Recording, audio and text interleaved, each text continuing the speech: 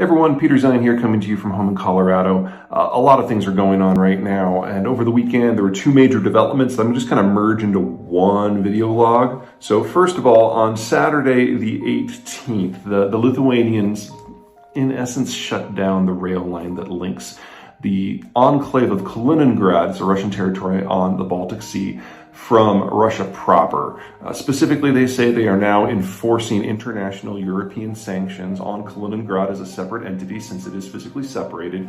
And this basically means that even if you could get something in Russia, you now have to go through an international link to get to Kaliningrad and vice versa, since that goes through Lithuania, that's international space, that's a different sovereign country, the sanctions now apply.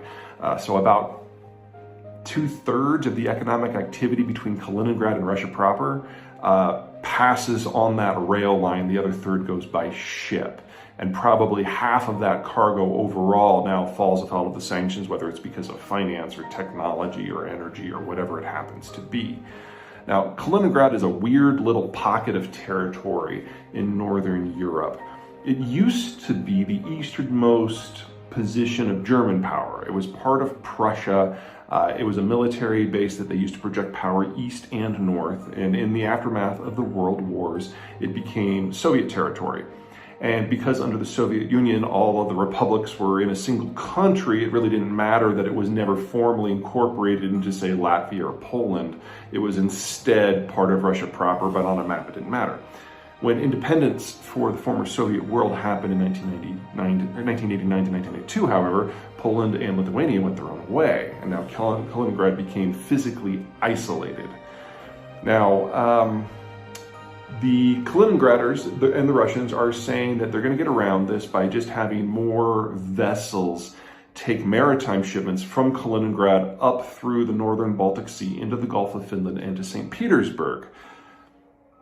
Doesn't work as well as you might think. Having a small population like Kaliningrad, only about 1 million people physically separated, but having that dedicated rail line, that broadly works. It's awkward, it causes a series of diplomatic crises, but it physically works. You theoretically could do this by water. The problem is that the water is not always available. Now, Poland and Estonia and Latvia and Lithuania and Denmark and Germany, other Baltic Sea littoral states, are all in NATO already. And Finland and Sweden are on their way to joining pretty quickly. So really the only chunk of the Baltic that is not NATO is going to be Russia proper. And in that sort of environment, having an exposed supply line is at a minimum dubious. But it's more than that. There's also a climate issue.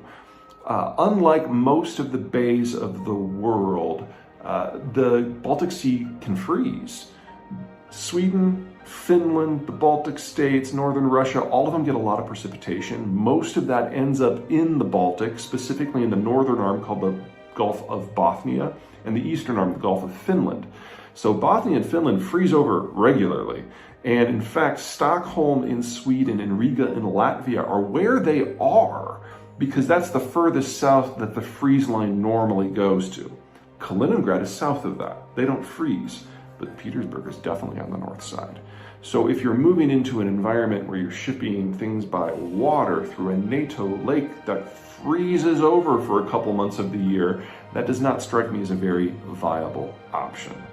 The Russians are already shitting solid gold kittens over this. Kaliningrad is incredibly exposed.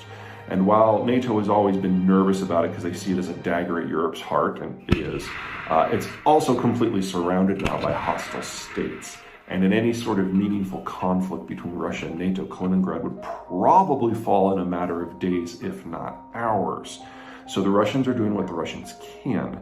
They can't get troops there because you'd never be able to get troops on that rail line. And, naval transport has never been the Russians' forte. They might be able to fly in some paratroopers, but that's not going to really dissuade anyone to do anything differently. And they can't move regular forces because they're all committed on the Ukraine front. Their only option is to put in missiles. There are already Iskander medium-range ballistic missiles with nuclear tips there already. Count on the Russians to put in a lot more and to beat their chest about how they can incinerate European cities. Specifically, the Iskanders are designed to be able to hit Rome, Berlin, and London, and Paris. Yeah. Okay, so that's that piece. The second big thing that's going on is that between sanctions and some difficulties out of the Russians in trying to make life for the Europeans as difficult for their sanctions as possible, natural gas flows from Russia to Europe proper are down by about a third right now, with most of the recent reductions being reductions in the Nord Stream 1 pipeline. This is a pipeline that was operational about 8 to 10 years ago. Nord Stream 2 was going to come online this year, but because of the war, that's been indefinitely shelved. Now, there's a lot of inconsistencies in European energy policy, and the way it's manifesting at the immediate moment is that the Germans, because they're facing immediate natural gas shortages now, are discovering that they have to go back to coal in a very big way, and they announced their plans to do that this weekend. A lot of Greens in everywhere are already condemning the Germans, but it's worth picking apart what's going on with European energy policy here, because it's a lot worse than most people are suggesting. Now, the Europeans didn't start importing natural gas en masse until really the 1980s. And now imports are over half of total consumption. And that makes it sound better than it is, because most of those domestically produced European the domestically produced stuff, the stuff that comes from within Europe, most of it's not within the EU. Most of that comes from Norway, with a little bit coming from the United Kingdom as well. So when you say that imports are half, it's really that imports are 80%, and about half of that comes from Russia. So the degree of exposure here really is high. Also, a number of the European countries have steadily pushed nuclear out of their fuel mix for political reasons. One little fun thing to keep in mind, that the origin of the anti-nuclear protests in Europe and in the United States in the 1960s and 1970s, that was an FSB operation. So the roots of today's German Green Party in particular are rooted in Russian propaganda. It's moved on and taken a life of their own. So I don't mean to suggest that the Russians are puppeteering the German Greens right now, but there is a background there that is worth acknowledging when you're making policy that really hasn't been to this point. So then there's the possibility of green tech, solar and wind. But Europe is neither a windy nor a particularly sunny continent. And most of the green tech that has been installed to this point, at high cost I might add, has been very seriously underperforming. There are 3 countries on the continent that have decent potential. Make that 4. Denmark and the United Kingdom have really good wind potential, specifically offshore, and both of them get a significant percentage of their electricity from that source. But remember, the UK left the EU, so you can't count UK data in that anymore, and that was about 1/3 of the EU's plan for going green was power from the UK. Second is Greece. Greece has great offshore wind as well, but it's freaking Greece, and no one wants to invest $1 trillion in generating infrastructure in a country that is already on financial drip feed and has no hope of long-term survival. And then the third one is Spain, which has pretty good solar. The problem is that Spain is almost completely disconnected from the broader European grid. There's minimal pipe and electricity transmission across the French-Spanish border. They're building it up, and at current rates, maybe that'll be really impressive in 10 to 15 years. But even if Spain becomes a massive solar producer, that helps France, which is not one of the countries that has a problem here. So without those 4 states, or at least the 3 bigger ones, there's not much else going on here. The Germans like to say that they're building out all this green tech, and on paper, they now have solar and wind capacity installed. That nameplate capacity is capable of generating twice the electricity that they need for their peak demand. The problem is that the country is both calm and cloudy. So it generates only a few percentage points of what it's capable of. And then they use accounting chicanery to make it look better than it is. So for example, on those 6 days in August, when everyone in Germany is on vacation and the industrial plant is shut down, and the sun finally comes out, the Germans generate huge amounts of electricity, far more than they could ever need themselves, and so they export it. Those exports are counted as domestic consumption in terms of the amount of electricity that's generated from green sources. Similarly, for most of the year when it's cloudy and the solar is pointless, they use coal plants to generate electricity, but they only count the coal-generated electricity that comes at the time when it's actually directly linked up to the grid. When the sun goes down, when the sun comes up and they do get some solar, the coal is immediately disconnected from the grid, and the solar is given privileged access to the grid. It takes 36 to 48 hours to spin up or spin down a coal lignite power plant of the kinds that the Germans have. So when solar displaces, they don't count the coal-generated electricity in their numbers, so that depresses the coal figures and increases artificially the green tech figures.